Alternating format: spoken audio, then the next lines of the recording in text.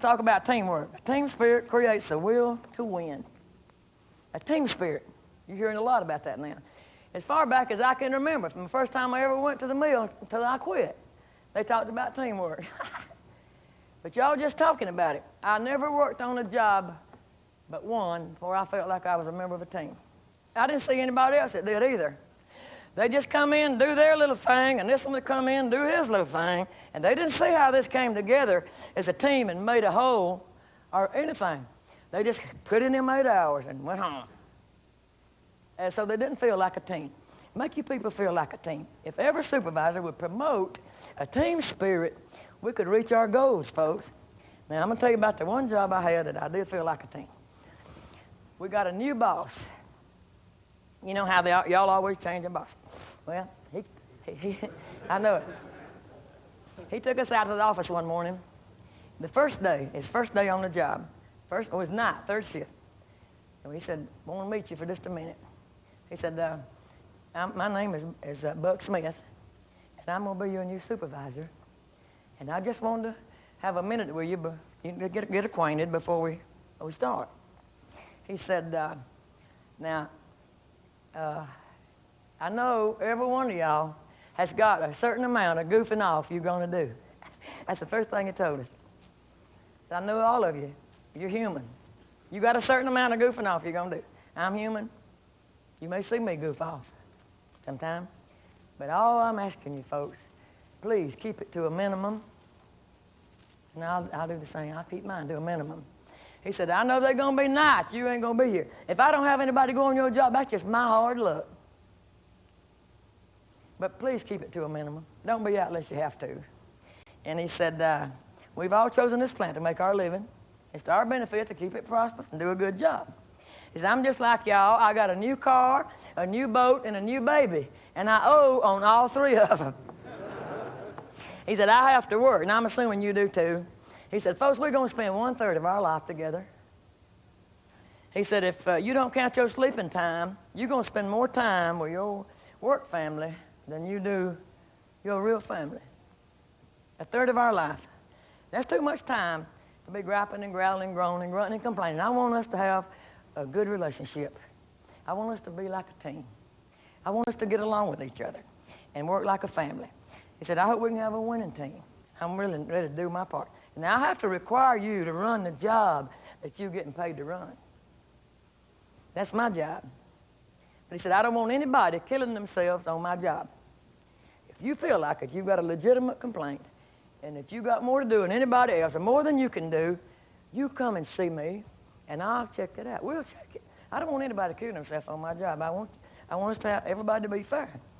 And he said, now you won't be satisfied with me 100% of the time. He didn't say I won't be satisfied with you. He said, now you will not be satisfied with me 100% of the time, but he said, you know, you're not satisfied with your husband and wife 100% of the time. Some of us wasn't satisfied 50. But he said, if we can be satisfied about 80 or 90 or 70, 80 long enough, that'd be great. And we'll have a good team. And he said, you will have problems from time to time. Anywhere you got people, folks, you got problems, right? And we know we're going to have some. He said, I'm going to promise y'all something. He said, if we have a problem that concerns you, I promise you right now that I will give you the benefit of any doubt. And folks, all I ask is if you'll do that same thing for me. We walked out of there, y'all. He had us right in the palm of his hand. We didn't have any trouble on that job, y'all. He made us feel good. He told us what he stood for and what he wouldn't stand for. He didn't expect us to be perfect.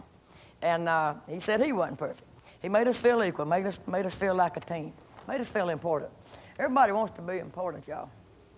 Everybody likes to be noticed. The unions know this. I've seen a union organizer take somebody out of the plant that wouldn't hit a lick at a snake on the job. Have them out there at 6 o'clock in the morning, giving out union leaflets in the rain, motivated to the gills.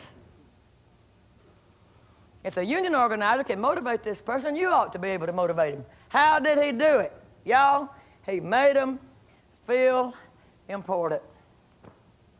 They came in our plant and they picked the background people, the ones that management had overlooked, and they took them out and made them feel important. They motivated them. You make them feel important. Hey, they are important. Somebody's got to run every one of those jobs. They're all important. Make your people feel important. This will make me do it. Y'all, I read a little poem about, my boss. He drew a circle. He left me out. My boss was a negative, insensitive lout. Together, we had the stuff to win, but he was unwilling to let me in. Now, the enemy saw that I was free. He drew a circle and beckoned me. Hey, I had no wish my boss to fly out, but I went because he left me out. Don't you leave anybody out in the cold waiting on the union organizer to come along and warm them by the union fire. You get them in. You don't have any background people. Bring them all into the foreground. Just a little attention is all it be. To be effective now, a team member needs three things. I need to feel good about my peers. If you ever see a team start squabbling and mad and putting bad stuff in the paper about each other, they're getting ready to lose. Every time, you can watch it. They're getting ready to lose. They can be playing and winning every game. And then they'll come out in the paper, and this guy, Clemson, did that very thing. This one come out talking about this, well, this one about in the newspaper. They lost the next game. They lost one more, too. There wasn't a bit of reason in this world for this college to lose a single game. But you need to feel good about each other. So, boss, make me feel good about my peers. You be a peacemaker on the job. If somebody comes up to you fussing about another employee, don't put gas on the fire, put it out. Harmony oils the wheels of industry. Friction puts sand in the gearbox. Harmony. I was a weaver, and weavers get mad at loom fixers a lot. This goes with the job. Y'all know. And we always fussing about our loom fixer. I was mad at one night, and I went up to my boss, and I was telling him about it. He said, I know it, Middle. He ain't no count. If I could, I'd run him off. Just put gas on my fire. I couldn't help but think about another one. At another time, you know, I did this for 40 years. I was fussing. I was really mad. He stopped off two of my machines. I rushed up to that boss. I said, I'm so mad at Lee McAllister. I don't think I can even work with him anymore. He said, why, Mildred, Lee McAllister thinks the world of you. Just put my fire out. I said, what? He said, yeah, Mildred, old Lee thinks the world of you. He said, I heard him say in the canteen one night that he'd rather work with you than any weaver he had ever worked with. He said, anytime you flagged a loom, he knew to take his tools with him when he went to it. That is a compliment kind of for a weaver. Well, I looked at old Lee. He didn't look near as bad. Now, I thought, old Lee thinks I'm a good weaver. He ain't seen nothing yet. Just let me show him what a good weaver I am. We never had any more problems. Bosses, put the fires out. You be a peacemaker on the job. Harmony oils the wheels of industry. Friction puts sand in the gearbox. So I need to feel good about my people. I need to feel good about you too, Coach. Make me feel good about you. Level with me, boss. Don't lie. Don't ever lie to me. You can be non-committal, but don't tell me an out-and-out lie. If there's a rumor going around, and I come up and ask you about it, don't say, I don't know a thing about that. I don't know one thing. I hadn't heard one. You are a lie. You are telling a lie. We know you all been talking about that out there in that office for 2 or 3 months. Just say we hadn't come to a conclusion on that yet. When we do, I sure will tell you. But don't lie. Don't tell us a lie. Be up front. Don't tell other employees anything that I tell you. Boss, you're a cut above gossip. And don't tell them nothing. Don't tell me nothing they told you. Be able to keep a confidence. That'll make me feel good about you. Respect my dignity. We had a boss right before I quit. And there's a young, pretty girl come to work on our job. So we had one young guy, you know, and naturally young people, they kind of gravitate toward each other. And every now and then he'd be hanging around her. The boss come to the door one day and hollered all the way across the room, said, if I see you around that girl one more time, I'm going to write you up.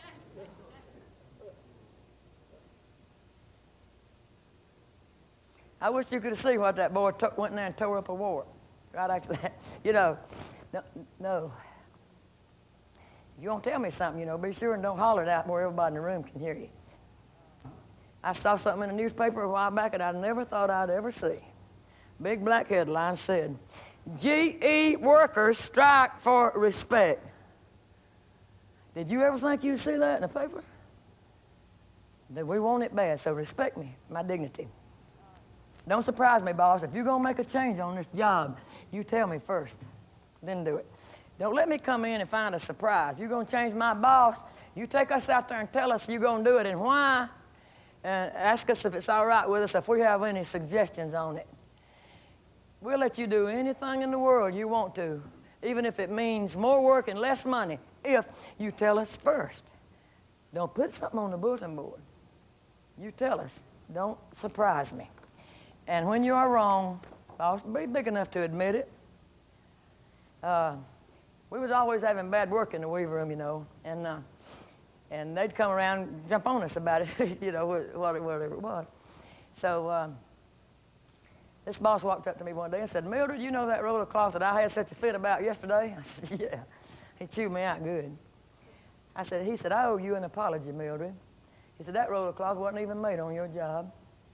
It's my fault. I should have had my facts before I ever approached you, and I didn't do it. I just wanted you to know I'm sorry.